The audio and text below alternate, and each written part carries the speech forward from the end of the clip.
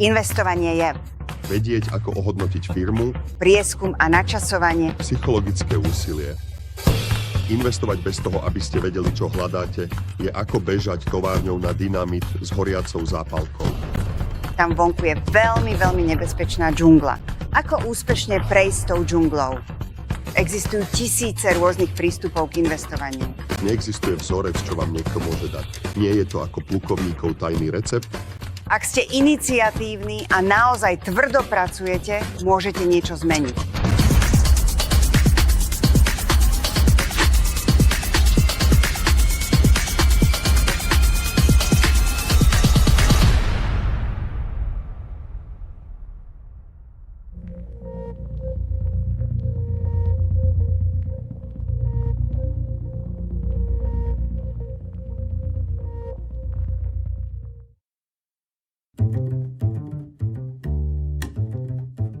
Sú ľudia, ktorí hovoria, že hodnotové investovanie je osamelá záležitosť. Myslím si, že v niektorých ohľadoch to tak môže byť. Máte tendenciu ísť proti prúdu, idete proti konsenzu davu. Pre mňa to nie je ťažké. Je to pre mňa prirodzené. Mám tendenciu byť skeptikom. Mám tendenciu myslieť inak než ostatní. Pýtam sa aspoň tak často, čo sa môže pokaziť, ako to, čo môže výjsť. Takže zatiaľ, čo vo všeobecnosti investori obľubujú klasiku, majú radi akcie, ktoré rastú štvrťrok po štvrťroku, hodnotoví investori podľa mňa radšej volia trnistú cestu. Hodnotové investovanie nie je mapa k pokladu, ktorou sa len riadite a keď prídete do cieľa, viete, ako zarobiť peniaze. Niektorí ľudia hovoria, že hodnotové investovanie je minulosťou. Čo by ste odkázali týmto ľuďom? Slušnú verziu? Nie. Ale choďte do prdele. Som Seth Klarman. Som generálny riaditeľ a manažer portfólia v Baupost Group, čo je investičné partnerstvo z Bostonu. Spravuje asi 25 miliárd dolárov a v odbore sme takmer 40 ročia.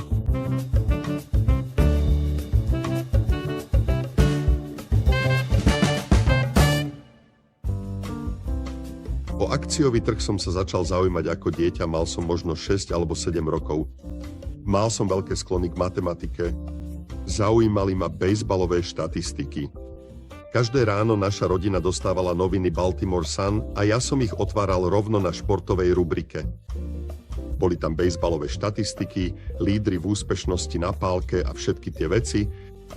A v istom momente som listoval ďalej za športovú rubriku a všimol som si kopu iných čísiel o pár strán ďalej a z tých čísiel sa vyklúli burzové zoznamy.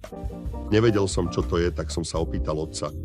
Vysvetlil mi, že sú to akcie a že sa s nimi obchoduje a to len podnietilo môj záujem a nakoniec aj vášeň. Keď som mal 10, povedal som si, že je čas vrhnúť sa na trh a kúpil som si svoju prvú akciu. Láskavý burzový maklér Max Silverman bol ochotný spravovať aj veľmi malý účet. A kúpil som si akciu Johnson & Johnson, lebo som poznal ich produkt, keďže som používal náplasti. Bez môjho vedomia v čase kúpy spoločnosť už oznámila rozdelenie akcií. Takže o pár dní neskôr som mal namiesto jednej akcie hneď 3. Takže to bol môj vstup do sveta investovania. Keď som kúpil prvú akciu, akcie boli v podstate len kusy papiera, s ktorými sa obchodovalo. Boli to len body na telegrafnej páske, ktoré sa hýbali hore a dole. Malo to svoj rytmus, ale nerozumel som tomu, prečo to funguje, ani ako profesionálne investovať, aby ste klientom spoľahlivo zarábali peniaze. A hodnotové investovanie bolo ako zasvetenie do tajomstva.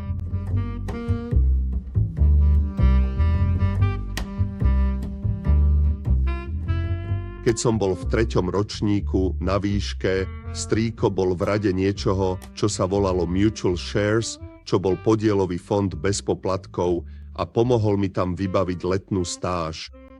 O hodnotovom investovaní som nevedel, kým som nepracoval v Mutual Shares a potom ma to úplne pohltilo a dosť rýchlo som si na tom vytvoril závislosť. Podstata hodnotového investovania je v tom, že akcie mávajú nesprávnu cenu, a to hlavne kvôli ľudskej povahe, ľudským bytostiam, ktoré so svojimi emóciami, chamtivosťou a strachom robia chyby v úsudku. niekedy preplatia a inokedy predajú niečo za výhodnú cenu. A že hodnotový investor tým, že je vnímavý, robí hĺbkovú fundamentálnu analýzu, je trpezlivý a čaká na výhodné ponuky, získa skutočnú výhodu. Moneyball od Michaela Lewisa je toho neuveriteľným príkladom. Moneyball hovoril o Billym Beanovi, generálnom manažérovi Oakland A's. Podstata jeho prístupu bola v uvedomení si, že ľudia niekedy príliš zdôrazňujú to, ako hráč vyzerá. Doslova, že ten hráč má veľmi pôsobivú atletickú postavu. Ale v skutočnosti sa môžete pozrieť na štatistiky a povedať, že ten hráč nie je podľa čísiel taký dobrý ako tento iný hráč, ktorý je možno trochu pri tele, ale dokáže často získať métu zdarma, dostať sa na métu alebo odpáliť silnejšie než niekto iný. To, že sa ľudia príliš zameriavajú na jeden typ športovca, jeden typ akcie či dlhopisu, môže znamenať, že iné sú zanedbávané, prehliadané a tým pádom podhodnotené a teda pre vás dostupnejšie.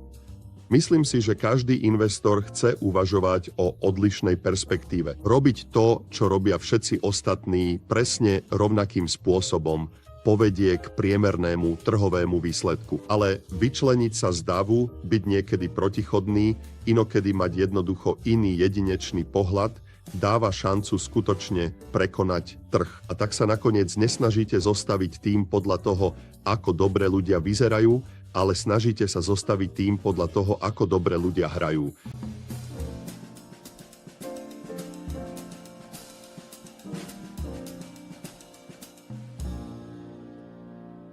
Hodnotové investovanie má dve hlavné výhody oproti iným formám investovania. Jednou výhodou bude, že kupujete niečo za okamžitú výhodnú cenu. Môžete zarobiť viac než len návratom z akciovej na plnú cenu, pretože firma môže časom rásť. A to vyvoláva, myslím, skutočne legitímnu otázku, ako viete, že je niečo v zlave. A samozrejme, ako viete, akú má niečo hodnotu. Mnoho ľudí sa oháňa frázou vnútorná hodnota, ako by firma mala presnú hodnotu, ktorú možno zistiť. A ja si v skutočnosti nemyslím, že je to možné. Verím v koncept určitého rozsahu hodnôt. Keď premýšľate o podniku, má hodnotu v mnohých rôznych smeroch, má hodnotu ako akcia, ale má inú hodnotu, alebo niekedy inú hodnotu pre nadobúdateľa. Môže mať inú hodnotu, ak by ich kapitálová štruktúra bola väčšinou dlh alebo vlastné imanie. A tak si myslím, že má zmysel použiť viacero metrík na akúsi trianguláciu hodnoty. Takže musíte byť vo svojom myslení všestranní. Môžete použiť porovnateľné ukazovatele. Môžete povedať, že iné akcie ako táto firma sa obchodujú za 15-násobok zisku, čo vás vedie k otázke, nuž je táto výhodná pri 11-násobku?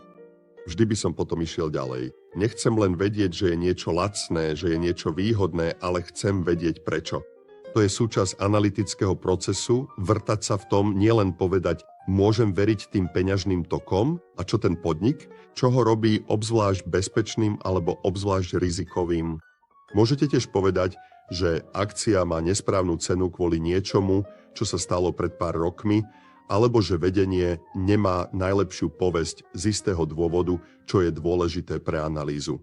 Existuje viacero spôsobov, ako hodnotu posúdiť a to vám pomáha lepšie odhadnúť, či je ponuka výhodná.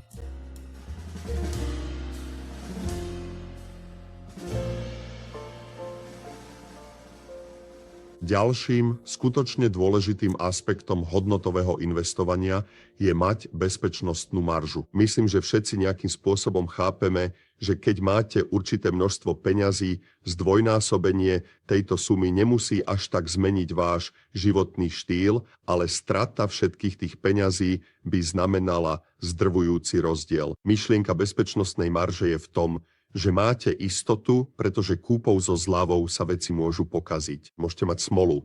Môžete mať nepresnosť, môžete mať len peripetie hospodárskeho cyklu a tie veci môžu ísť proti vám a vy stále nemusíte nič stratiť. A ak to kúpite s dostatočne veľkou zľavou, bezpečnostná marža znamená, že sa veci nepokazia úplne, pretože ste už do svojej ceny zahrnuli určitý priestor pre prípad, že by sa veci pokazili.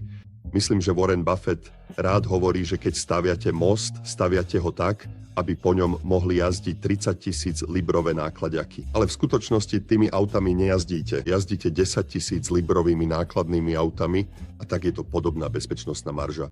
A myslím si, že tento prístup funguje samozrejme v investovaní, ale v skutočnosti je to rozumný prístup aj pre iné veci v našich životoch. Takže si myslím, že myšlienka bezpečnostnej marže vás chráni a istým spôsobom to tiež poháňa budúce zisky, pretože tým, že v zlom období nestratíte nepredstaviteľnú sumu, môžete v ňom v skutočnosti prejsť do ofenzívy, keď iní ľudia možno musia predávať alebo nie sú schopní nakupovať.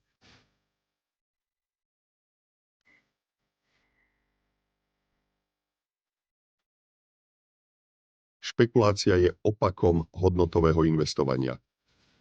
Špekuláciu vnímam ako niečo, čo nemá vnútornú hodnotu, nevytvára peňažný tok a nemá spoľahlivú výstupnú hodnotu, tak ako má dlhopis splatnosť.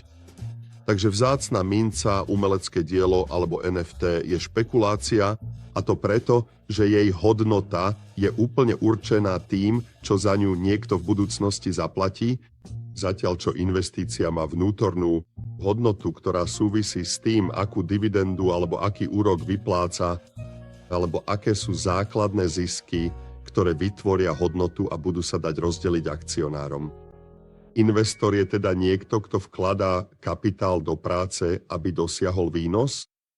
Implicitne uvažujú v dlhodobejšom časovom horizonte, nesnažia sa zarobiť peniaze rýchlo, a špekulant je podľa mňa niekto, kto je ochotný kúpiť čokoľvek s predstavou, že rýchlo zarobí peniaze.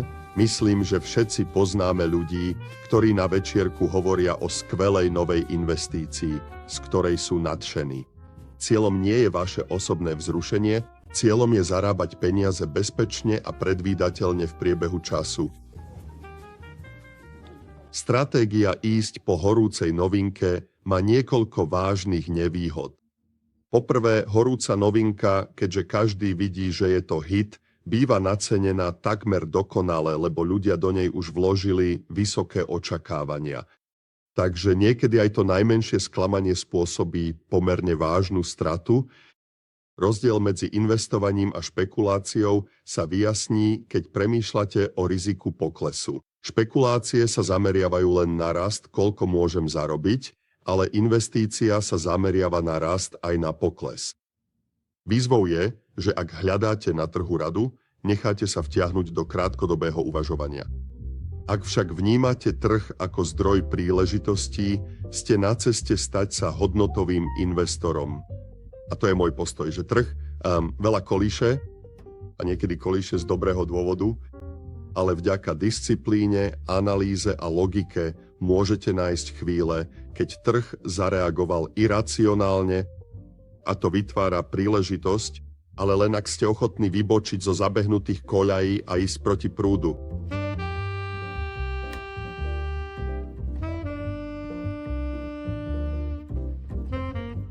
Keď som bol na Harvard Business School v polovici druhého ročníka, jeden z mojich profesorov ma prekvapil a povedal, že s priateľmi budujeme niečo ako rodinnú investičnú kanceláriu na správu našich peňazí. Ja práve predávam cenný majetok, budem mať 9 alebo 10 miliónov dolárov a moji priatelia majú každý podobnú sumu, ideme niečo založiť a ty by si mohol byť toho súčasťou. V podstate som sa mohol pozrieť 10 alebo 15 rokov do budúcnosti a povedať si, že každý deň prídem a budem riešiť hádanku, na ktorú nepoznám odpoveď, a budem sa neustále rozvíjať a rozširovať svoje vedomosti do nových odvetví, nových cenných papierov a nových regiónov. A hoci to boli ich peniaze a boli oveľa starší ako ja som mal asi 25 a oni pravdepodobne 50, bola to šanca byť pri budovaní niečoho, čo sa neskôr stalo známym ako Baupost. Sú ľudia, ktorí sa ma časom pýtali, či to nebolo veľké riziko pre človeka, ktorý nerád riskuje, prečo by si do toho išiel. Keď sa obzriem späť, hovorím si, čo si asi mysleli, keď stavili na decko. A v istom zmysle si hovorím, čo som si myslel ja.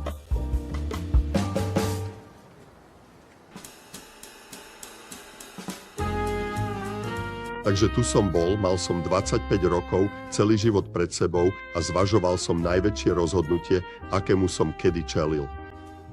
Mal som pracovné ponuky ísť do New Yorku a byť investičným bankárom, byť investorom, vrátiť sa do Mutual Shares.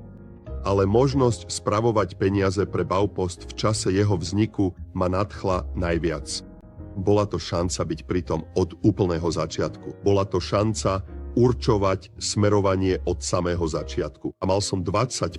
Samozrejme, to je vek, kedy nemáte hromadu skúseností. V prvý deň som dostával len plat a prísľub, že ak sa nám bude dariť, budem mať podiel na zisku.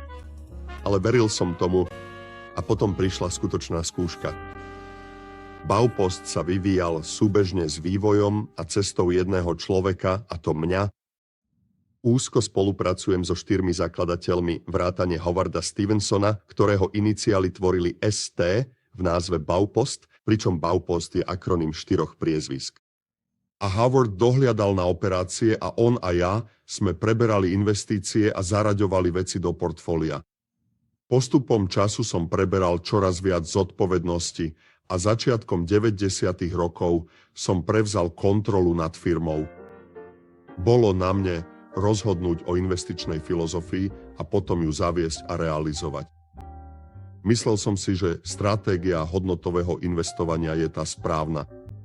A myslel som si, že je správna, pretože je zameraná na vyhýbanie sa riziku a spoločníci boli páni v 50-ke, ktorí zarobili veľa peňazí a nevedeli, či ešte niekedy zarobia ďalší majetok. Bolo to tiež výhodné, pretože to bola stratégia, ktorú som ovládal z čias v Mutual Shares. Prístup hodnotového investovania bol kľúčom k 4 desaťročiam investičného úspechu.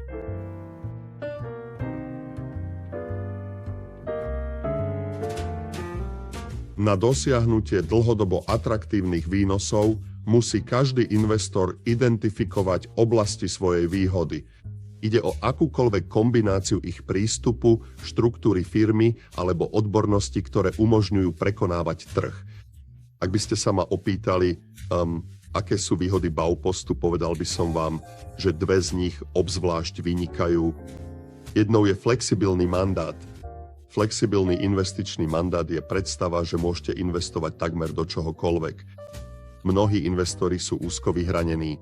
Sú nútení investovať do veľmi úzkej oblasti, možno len do firiem v určitom odvetví alebo s určitou trhovou kapitalizáciou. A ja vnímam investovanie ako niečo, čo ponúka príležitosti, ktoré sa neustále menia. Ak ste obmedzení a môžete vlastniť len jeden typ, znamená to, že nemôžete navyšovať pozície v tých najlepších príležitostiach. Našou ďalšou hlavnou výhodou je dlhodobá orientácia. Dlhodobá orientácia. V podstate to znamená, že sa nepozeráte na výsledky kvartál po kvartáli. Nehľadáte niečo, čo vyjde hneď teraz. Dokážete držať akciu počas prepadu, kým sa nedostanete späť na druhú stranu svahu. A idete do toho s tým, že ste ochotní držať ju niekoľko rokov, no ak dosiahne cieľovú cenu skôr, predáte ju, nezaujíma vás, ako sa s ňou obchoduje v krátkodobom horizonte. Začali sme pracovať na akciách spoločnosti eBay, ktorú každý pozná ako nákupnú platformu. Prvýkrát sme sa na eBay pozreli, keď sa oddelil od materskej spoločnosti alebo inej dcérskej firmy PayPal a stali sa z nich samostatne obchodované subjekty.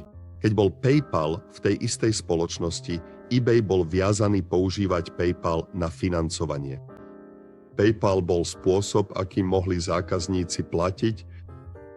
Po rozdelení sa obe akcie obchodovali verejne. Nemysleli sme si, že sú až také zaujímavé, ale potom sme urobili ďalšiu analýzu a uvedomili sme si, že v pôvodnej dohode o odčlenení, myslím, že po 5 rokoch už nebudú musieť spolupracovať s PayPalom a môžu uzavrieť vlastnú dohodu s kýmkoľvek.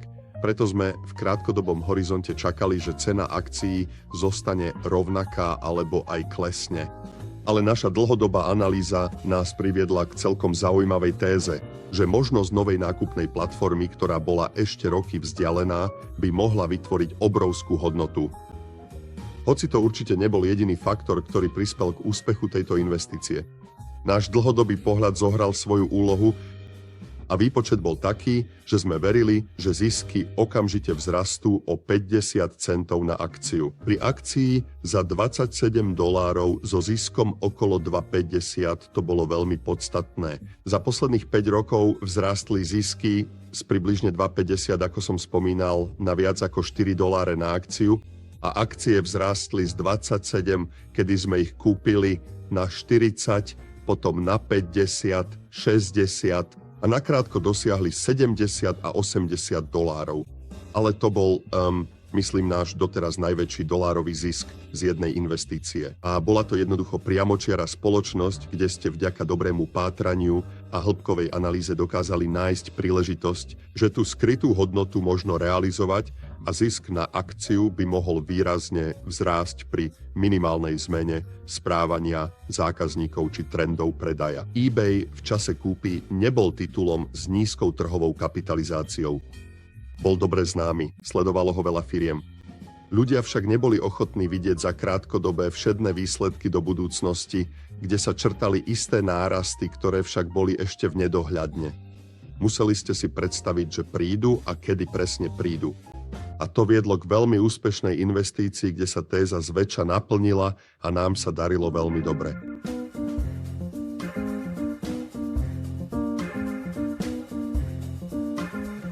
Pri každej investícii, aj pri najlepšej stratégii sa vaša téza nemusí naplniť. A tak pri každej investícii, či ju držíme mesiac alebo rok, neustále uvažujeme, je to stále naša téza? Dáva naša téza zmysel? Ak sa naša téza začne meniť, čo je ľudské, že viete, prídu nejaké správy, ktoré ste nečakali, jednoducho tie správy vyhodnotíme a povieme si, keby sme to nevlastnili, stále by sa nám to páčilo. Páčilo by sa nám to viac? Páčilo by sa nám to menej? Páčilo by sa nám to za rovnakú cenu. A zabudneme na to, čo sme zaplatili, zabudneme na starú tézu, aj keď sa zdá, že investícia dosahuje celkom dobré výsledky, keď sa príbeh zmenil, keď téza už neplatí, niekedy je čas pohnúť sa ďalej. Mali sme možnosť kúpiť pozemok v New Yorku.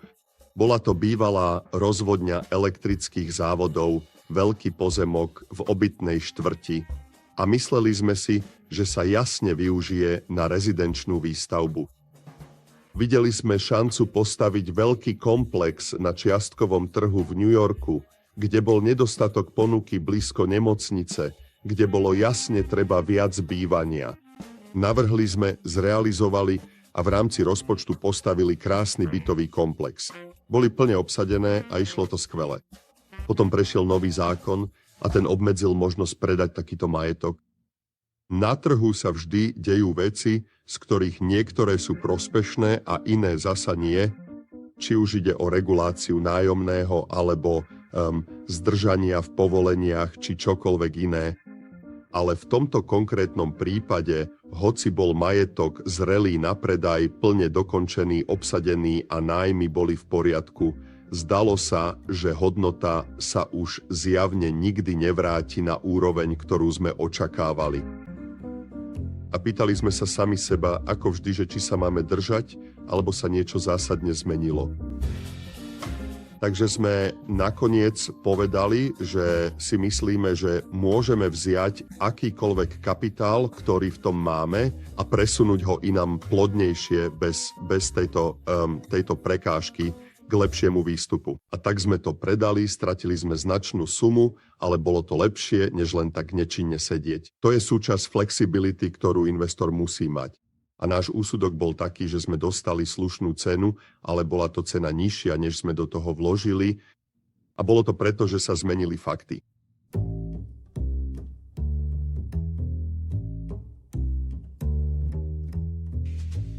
Každý investor potrebuje prísun sľubných investičných nápadov a spôsob, ako ich filtrovať. Každý investor má dve obmedzenia: kapitál a čas. A čas je naozaj náročný, pretože ho môžete premárniť. Ak strávite celý deň sledovaním firiem s plnou cenou, nebudete mať z toho vôbec nič. A tak veríme, že najlepšie príležitosti nájdete postupne z dola nahor na základe ich ocenenia na trhu. V porovnaní s vnútornou hodnotou, ktorú im pripisujete, naše hľadanie sa niekedy zameria na veci, ktoré idú ku dnu, takže sa doslova zameriame na zoznam nových miním, čo výrazne kleslo, to práve veľmi sklamal investorov. Ale hľadáme aj kategórie vecí, možno usporiadané podľa dôvodu ich nesprávneho ocenenia. Napríklad firmy, ktoré robia spin-offy, firmy, ktoré vezmú divíziu, dajú ju do dcérskej spoločnosti a odovzdajú akcie akcionárom, môžu mať malú trhovú kapitalizáciu. Možno nie sú momentálne ziskové, ale môžu mať budúcu hodnotu alebo hodnotu na súkromnom trhu. Spin-offy sú jednou kategóriou potenciálnych príležitostí, ktoré sledujeme. Existuje mnoho ďalších, dlhopisy v bankrote, akcie vyradené z burzy. To je len pár príkladov.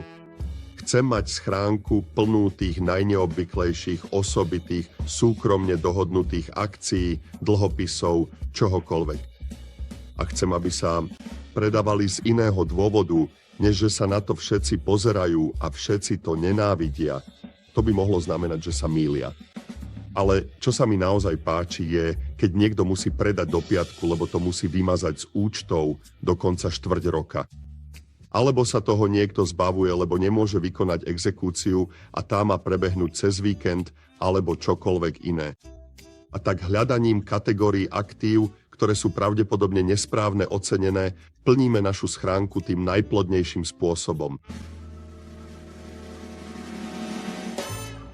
V začiatkoch Baupostu mi už bolo jasné, ako veľmi sa trhy postupom času vyvinuli. Existovala len hrstka hedžových fondov, Baupost bol aj s 25 či 50 miliónmi dolárov v správe jedným z tých väčších. A v priebehu pár rokov boli miliardové fondy úplne všade. Američania mali väčší majetok, viac úspor. Peniaze sa hrnuli do investovania, odvetvie hedžových fondov sa nakoniec rozrástlo na tisíce fondov. Hedžové fondy už neboli len nejakými osobitými účastníkmi na trhoch. Niekedy tými trhmi priam hýbali a niektoré sa stali obrovskými, zbesilo obchodovali a využívali veľkú finančnú páku. To spôsobilo, že tieto fondy boli zraniteľné voči nečakaným udalostiam.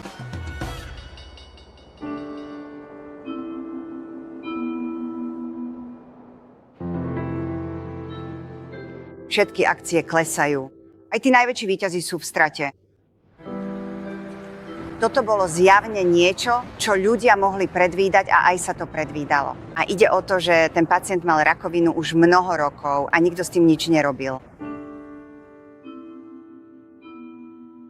Kiež by som vám mohol povedať, že sme videli niečo, čo iní nie. Kiež by som vám mohol povedať, že Baupost vedel, že trh v roku 2008 skolabuje. Pravda je však taká, že nevedel. Ale to, čo sme urobili, bolo, že sme sa držali svojho remesla. Držali sme sa našej disciplíny. A naša disciplína hovorila, trhy sú veľmi, veľmi drahé. Ohodnotenia boli vysoké. Firmám sa darilo výnimočne dobre, možno historicky najlepšie vôbec. A to nás viedlo k zníženiu našej investovanosti a k držaniu hotovosti. A keď prišiel krach, investorov to prekvapilo a mnohí v náhlej panike predali svoje akcie. My sme však vydržali. To je jedna z prvých lekcií v príručke hodnotového investovania. V ten deň došlo ku krachu na Wall Street.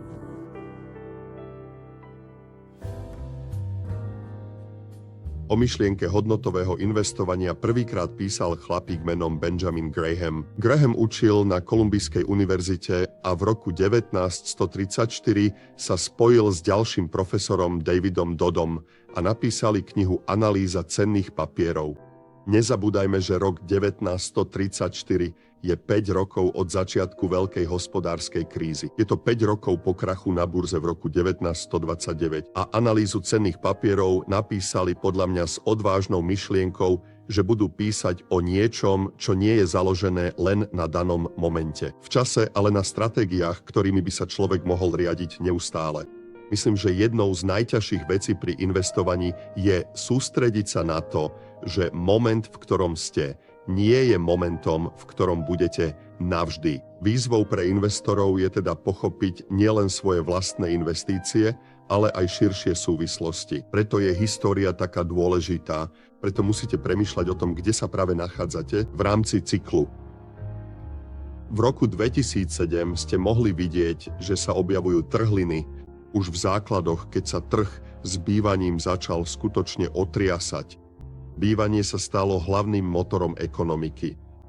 Ľudia stavali obrovské množstvo domov, pravdepodobne viac, než sme skutočne potrebovali. Financovanie bolo veľmi lacné a dostupné, ľudia vôbec nemuseli preukazovať schopnosť splácať úroky a istinu. Ľudia kupovali byty ešte pred ich výstavbou, nie s úmyslom tam bývať, ale s očakávaním zisku z predaja.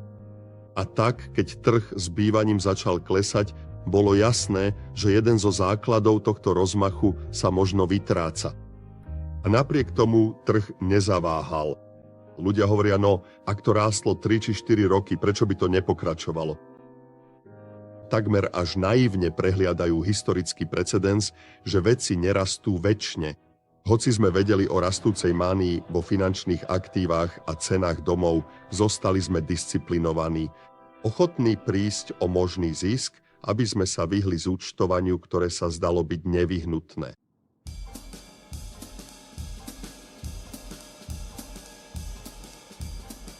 Jedným zo spôsobov, ako získať bezpečnostnú rezervu, nie je len investovať jednotlivo, ale aj to, ako sa správate a riadite celé portfólio. Viete, iróniou kariéry Benjamina Grahama je, že hoci bol skvelým hodnotovým investorom a učil o tom svet, občas stratil trpezlivosť a myslím, že dvakrát v živote využil pákový efekt a takmer skrachoval. Mám voči tomu príliš veľký odpor. Takže som nastavil mantinely pre seba aj svoju firmu. Jedným z našich mantinelov je diverzifikácia portfólia, pretože môžete mať výnimočne atraktívnu investíciu, ale ľudia sa môžu mýliť a vždy musíte vedieť, že sa môžete mýliť. Takže neustále vyvažujeme túžbu vlastniť viac skvelých nápadov. S rizikom príliš koncentrovaného portfólia, a tá koncentrácia nie je len podľa mien, ale aj podľa sektorov.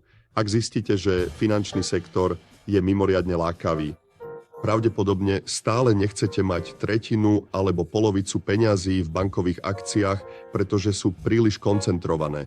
Keď sa niečo deje v sektore, všetko má tendenciu hýbať sa spoločne a to by bol zdroj vnášania rizika do portfólia. Finančnou krízou v roku 2008 sme prešli bez väčších strát, pretože sme do nej vstúpili s diverzifikovaným portfóliom, ktoré zahŕňalo akcie, dlhopisy, súkromné investície a hotovosť a mohli sme útočiť, keď ceny klesali a klesali. Ďalším mantinelom je nevyužívanie regresného pákového efektu v portfóliu, teda to, či by investor niekedy použil požičané peniaze. Investor, ktorý si berie maržové úvery, ktoré v podstate využívajú pákový efekt portfólia, takýto investor bude mať výhodu z... Výhoda pákového efektu je, že ak máte pravdu, zarobíte viac, pretože to páka robí. Ale páka tiež zväčšuje stratu, ak sa mýlite. A tak jeden spôsob, ako prísť o bezpečnostnú rezervu, je byť chamtivý. Je to ako stále sa môžete utopiť v rybníku, ktorý má v priemere 30 cm, lebo môžete zle stúpiť. A páka vás dostane práve v nesprávnom momente, keď je trh hrozný, keď sa vo svete stane niečo nečakané. A ak ste nútení predávať veci, ktoré v hroznom čase klesli, v minimálnom prípade môžete skrachovať. Ale aj keď nie, vzdávate sa skvelých príležitostí za výhodné ceny. Kľúčom k investovaniu je podľa mňa byť vždy v pozícii, keď sú veci na trhu naozaj atraktívne, aby ste mali možnosť do toho investovať a využiť ešte markantnejšie nesprávne ocenenia, než aké tam bývajú väčšinu času. Keďže sme počas rozmachu zostali disciplinovaní, dokážeme bezpečne prejsť krachom. A mohli sme nasadiť kapitál za skvelé ceny v čase extrémnych výpredajov a výhodných úrovní niektorých cenných papierov v najhoršom období rokov 2008 a 2009.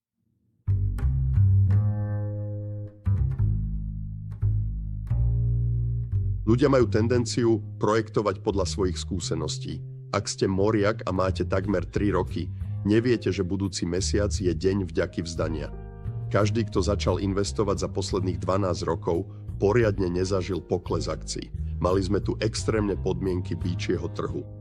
Federálny rezervný systém znížil úrokové sadzby prakticky na nulu a držal ich tam od roku 2009 až do roku 2021. Nikdy neboli také nízke tak dlho. A každý, kto začal investovať v posledných 12 rokoch, nechápal, že to nie je normálne, že sa sadzby raz znormalizujú.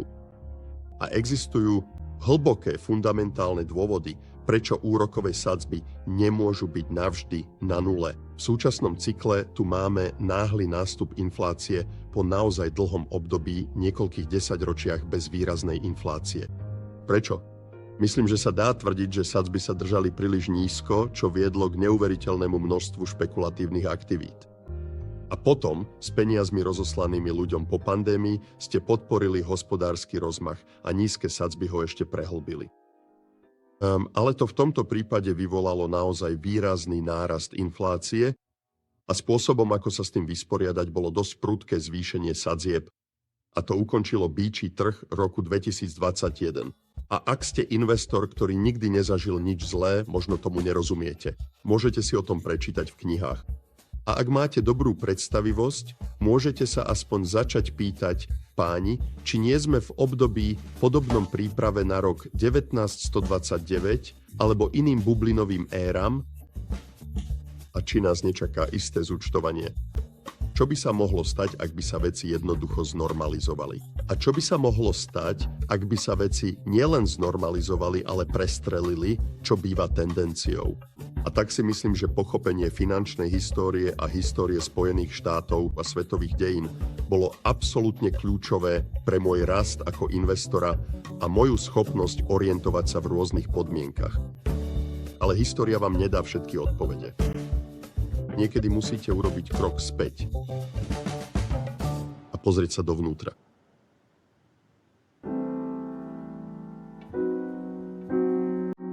Niektorí ľudia sa ma pýtali, myslíte si niekedy, že ste už investovanie úplne pochopili? Nemyslím si, že je to možné. Nikdy si nemyslím, že mu rozumiem. Cítim sa šťastný, ak pochopím jednu vec za druhou. Ak si niekedy začnete myslieť, že ste to vyriešili a viete všetko, koledujete si o poriadne problémy.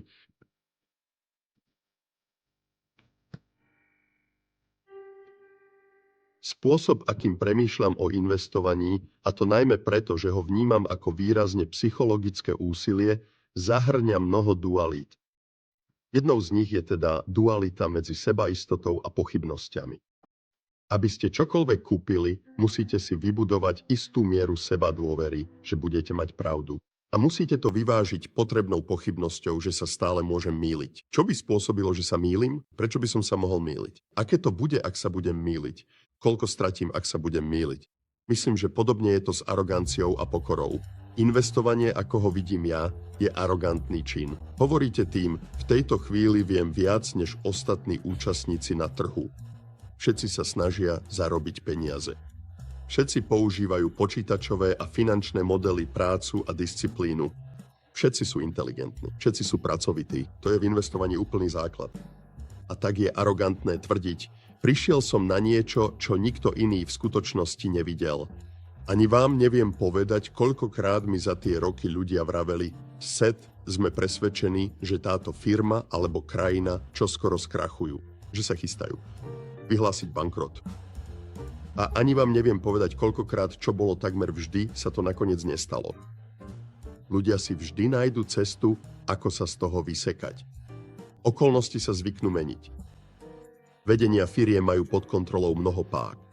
Možno to vyzerá na bankrot, ale potom získajú súkromný kapitál alebo presvedčia držiteľov dlhopisov o predĺžení splatnosti a zrazu žiaden bankrot nie je.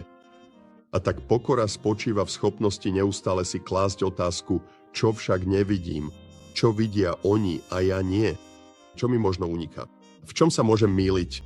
Takže si myslím, že jednou z neustálých víziev investora je vyhnúť sa domýšľavosti. Že viete veci, ktoré sa vedieť nedajú, alebo že viete viac, než v skutočnosti viete.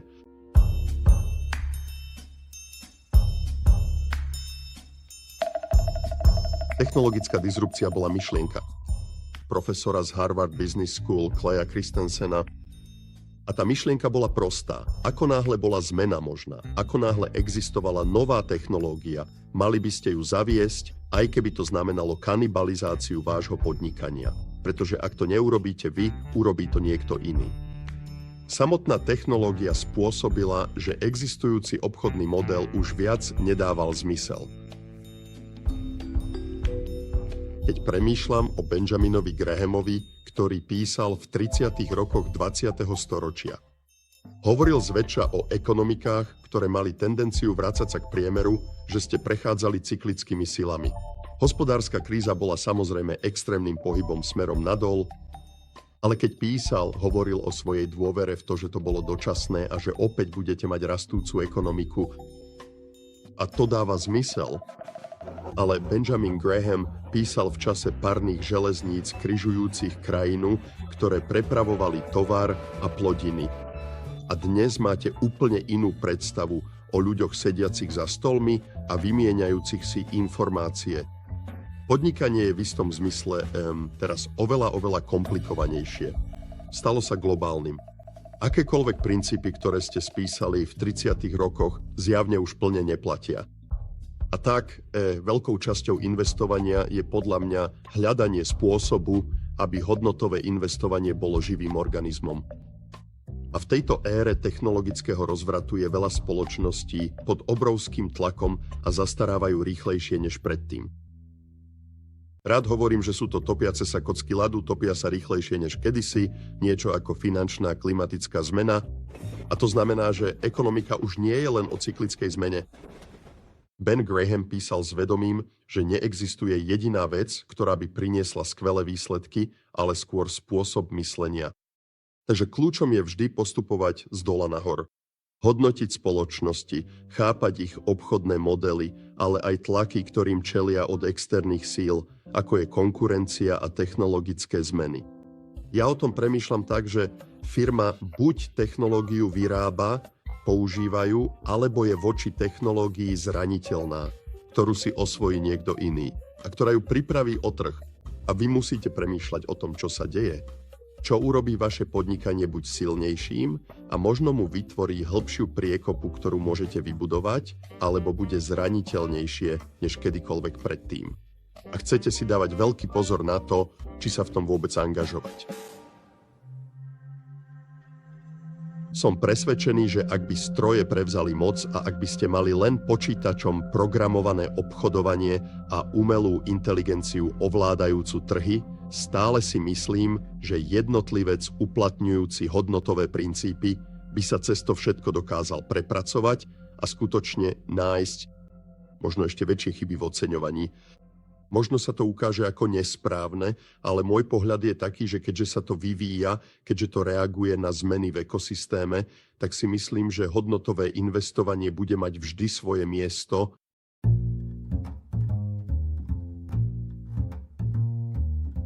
V roku 1991 som vydal knihu o investovaní s názvom Margin of Safety. Strávil som pár rokov vo voľnom čase, po nociach a víkendoch, písaním o tom, čo som už vtedy uplatňoval ako svoju filozofiu. A predalo sa pár výtlačkov, hoci sa pomerne rýchlo prestala tlačiť. A ako si prežíva s tak trochu kultovým postavením. Som na to celkom hrdý, pretože som sa snažil napísať knihu, ktorá by bola nadčasová, niečo ako Benjamin Graham, aby ste neboli stále v ére, kde to, čo robíte, v danom momente dávalo zmysel, ale aby vaše všeobecné princípy dávali zmysel. Keby som mal prepísať Margin of Safety alebo ju rozšíriť, bolo by tu niekoľko vecí, ktorým by som sa chcel venovať. Vtedy som bol 10 rokov v kariére, teraz už 40, takže dúfam, že viem oveľa viac a trhy sa veľmi zmenili. Zameral by som sa na globálne investovanie a nielen na investovanie v Spojených štátoch. Mal by som tam rozsiahlejšie informácie, ktoré podľa mňa nie sú vôbec pokryté, o súkromných investíciách, o nehnuteľnostiach, o private equity. Ale myslím si, že možno kľúčovým doplnkom by bola dôležitosť zachovania pokoja v tých najhorších chvíľach. Čo v podstate znamená správať sa určitým spôsobom po celú dobu. Aby ste vedeli, že ak by sa svet náhle trochu vykolajil, že by vás to nevyviedlo z miery. a boli by ste schopní to využiť? Premýšľajte o bejzbalovom striedajúcom nadhadzovačovi, ktorý vstúpi do hry a tým vyhráva. A on umožní víťazný homran a ich tým prehrá. Ak ste tým nadhadzovačom, ako budete nadhadzovať zajtra? Samozrejme, premýšľate o tom, či ste pri realizácii mohli urobiť niečo inak. Ale musíte to pustiť z hlavy. Ak o tom budete stále premýšľať, keď budete zajtra na kopci v ďalšej rozhodujúcej situácii a bude vás to trápiť, pravdepodobne to znova pokazíte. Dovolíte, aby minulá chyba ovplyvnila vašu budúcnosť a preto možno urobíte viac chýb. A to je pokora a je to skvelá skúsenosť, že život učí pokore, že nevyhnutne robíte investície a tie deň po kúpe výrazne klesnú. Ale kľúčom k nepriazni osudu je postaviť sa späť na nohy a vedieť, že vaše vedomosti a odbornosť sa prehlbili a vaša disciplína a tvrdá práca sa vyplatia.